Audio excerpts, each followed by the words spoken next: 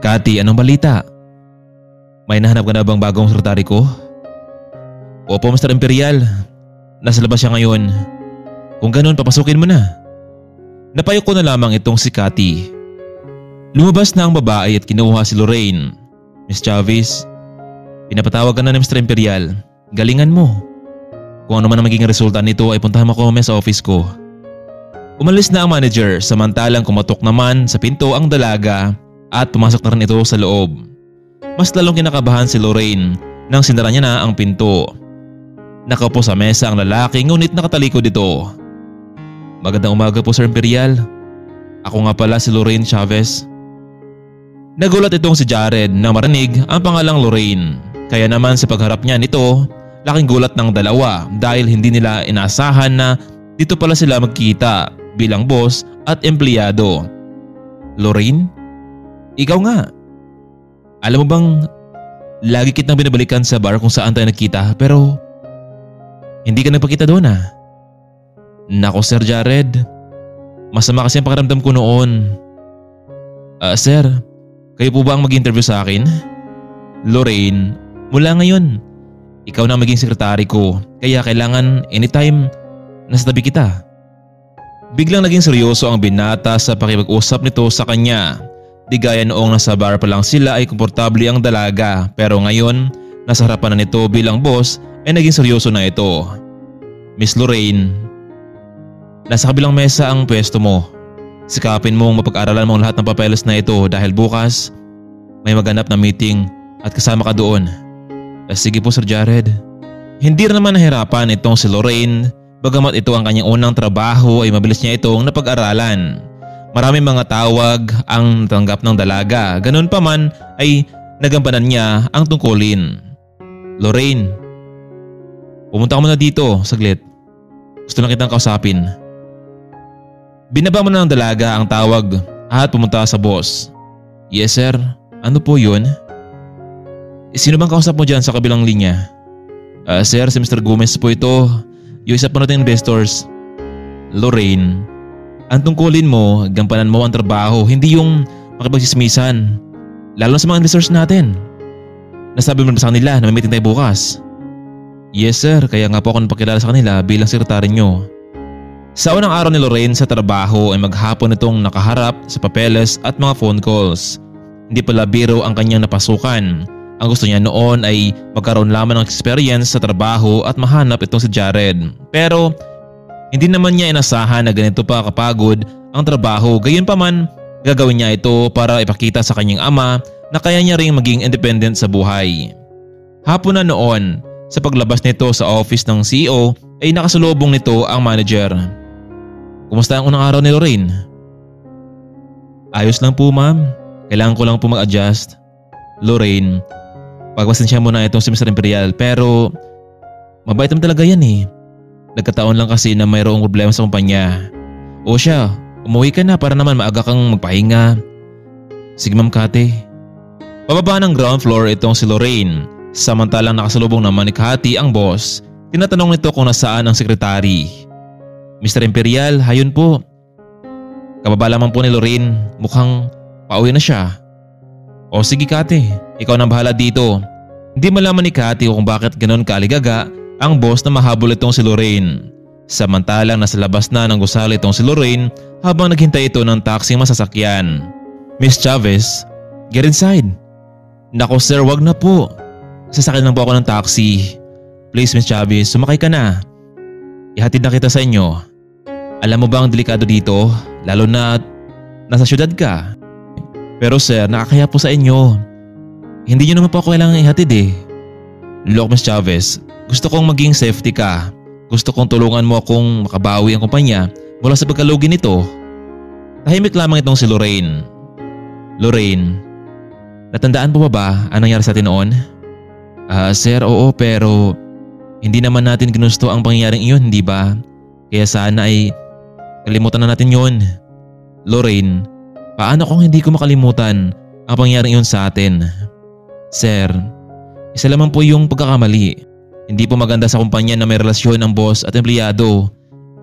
Ano na lang sasabihin nila? Gaya po ng sinabi ninyo, Tutulungan ko po kayo para muling tumaas ang ratings ng kumpanya nyo. Hindi na lamang umimik itong si Jared kahit siya pa ang boss. Mas mahalaga pa rin ngayon na makabangon ang kumpanya. Sir, maraming salamat po sa pagkatid nyo ha. Mag-ingat po kayo sa pag-uwi. Samantalang mula naman sa loob ng apartment ay nakita ni Yaya Estela ang pagdating ng isang magandang sasakyan. Lumabas mula sa loob itong si Lorraine. Yaya, nandito na po ako. Naku Iha, kumusta naman ang unang araw mo sa trabaho? Ayos lang po ako na Estela. O siya nga pala Iha, sino ba yung lalaki na nakatid sa'yo dito? Mukhang big timer yun ha.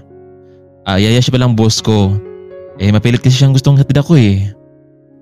Lorraine, alam mo, bihira lang magkaroon ng ganyang boss na inatid ka pa dito talaga. Parang may nais siyang makuha mula sa'yo o baka naman mayroon siyang gusto sa'yo. Nako, hindi naman siguro ganun Yaya. Lorraine, alam ko may pagtingin sa'yo ang lalaking iyon. Yung ganitong teknik ng ginagawa niya, sigurado ako doon. O siya, kumain ka na para naman maaga ka makatulog. Sa gabi ding iyon, hindi makatulog itong si Lorraine dahil sa pagtatagpo nila ni Jared sa ikalawang pagkakataon. Samantalang ganon din naman ang binata, hindi ito mapalagay sa kanyang kama. Kinabukasan, nasa tapat na ng apartment ni Lorraine itong si Jared habang naghintay na lamang lumabas ang dalaga. Gaya ng dati ay hindi pa rin nagbabago ang ganda nito kaya nga ay gusto niya ring itong makilala ng maigi. Good morning sir, pasensya na kung natagalan ako. Napangiti na lamang itong si Jared sa kanya. Ayos lang yun Lorraine pero masanay ka na rin sa lugar na ito. Habang nagmaneho itong si Jared ay lagi niyang sinusulyapan ang dalaga sa salamin dahil sa ganda nito. Sir, meron bang dumi ang mukha ko? Wala naman Lorraine. Maganda kasi ngayon eh. Salamat sir. Nakarating na sila sa office, ganon din ang ilan sa mga empleyado. Laking gulat nila dahil kasama ng boss ang sekretary nito sa pagpasok. Nako, lagot na. Paano kung malaman nito ni Ma'am Jessica? Paniguradong magalit yun. Sad naman ang isang empleyadong nakita sa kanila. Ilang oras ang nakalipas ay nagsidatingan na rin ang ilan sa mga investors. Marami sa kanila ang nagulat dahil sa bago at magandang sekretary ng kumpanya. Isa pa ay magaling din ito pagdating sa presentation at halos lahat sa kanila ay napahanga sa kanya. Secretary Chavez, are you free tonight? Let's some have food. Maraming salamat Mr. Thompson, maybe next time na lang.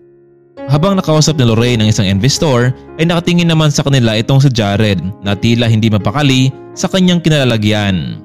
Matapos ng meeting ay nagsilabasan na rin ang lahat maliban na lamang sa kanilang dalawa. Wow, ang sweet nyo naman kanina ni Mr. Thompson. Lorraine, ano? Ano offer niya sa'yo? Hindi ba ang sabi ko na ako lamang ang kausapin mo? Walang iba na? Sir, binati lang ako ni Mr. Thompson dahil na-impress sila sa report ko. Kaya nga daw sila na matili sa kumpanyang ito eh. So, kailangan nating ipagdiwang ang ginawa mo Lorraine? Hindi naman po sa ganun sir. Ginawa ko lang po ang posisyon ko bilang tagapagsalita ninyo. Matapos niya magpaliwanag, umalis na itong si Jared patungo sa kanyang office pero nainis pa rin itong si secretary sa kanya. Dahil sa maagang natapos ang gawain ni Lorraine ay nagpaalam muna ito sa kanyang boss na may kailangan lamang itong gawin sa labas. Ngunit hindi sumang-ayon sa kanya ang binata. Ganun pa man hindi nagpapigil itong si Lorraine na lumabas na office. Hindi niya kasi matiis ang ugali ng kanyang boss. Wala naman itong ginawang masama. Mas dapat pa nga itong pasalamat sa kanya dahil sa effort ng dalaga pero parang wala lang sa kanya ito. Akati, nasaan si Lorraine? Mr. Imperial, ayun lumabas na. Nagpaalam daw sa'yo ito. Saan siya pupunta? Ang sabi niya po ay pupunta lamang siya sa coffee shop. Diyan sa tapat ng gusali natin. Sige Kati, salamat. Sir, matanong ko lang, bakit ganun kalaga sa'yo si Lorraine? Kati, it's not part of your job. Kaya ang gawin mo ngayon ay magtrabaho ka, okay? Bumaba ang lalaki patungo sa coffee shop para tingnan kung nandoon nga ba talaga itong si Lorraine. Pagbukas siya ng pinto ay nasilayan niya ang dalaga. Sa may sulok ito, tila hindi maganda ang pakiramdam. Kaya naman ay agad niya itong nilapitan. So, ganito ba ang ginagawa ng sekretary ko? Mag-isang nagkakape? You know what? I'm sorry Lorraine kung naging ganun ako sa'yo. Yung inasal ko sa'yo. Gusto ko lang naman kasing nasa tabi kita, yung atensyon mo, lalo na pagdating sa kumpanya. Okay lang sir, talagang bumaba lang talaga ako para magkape. Saan kaya hantong ang kanilang sitwasyon? Magpapatuloy pa kaya itong si Loren sa trabaho o ito na ang simula para muli siyang umuwi sa kanilang probinsya? Kaya mga kaibigan, huwag po nating palampasin ang mas tumitindi pang eksena tagpo sa ating part 5. Maraming salamat po.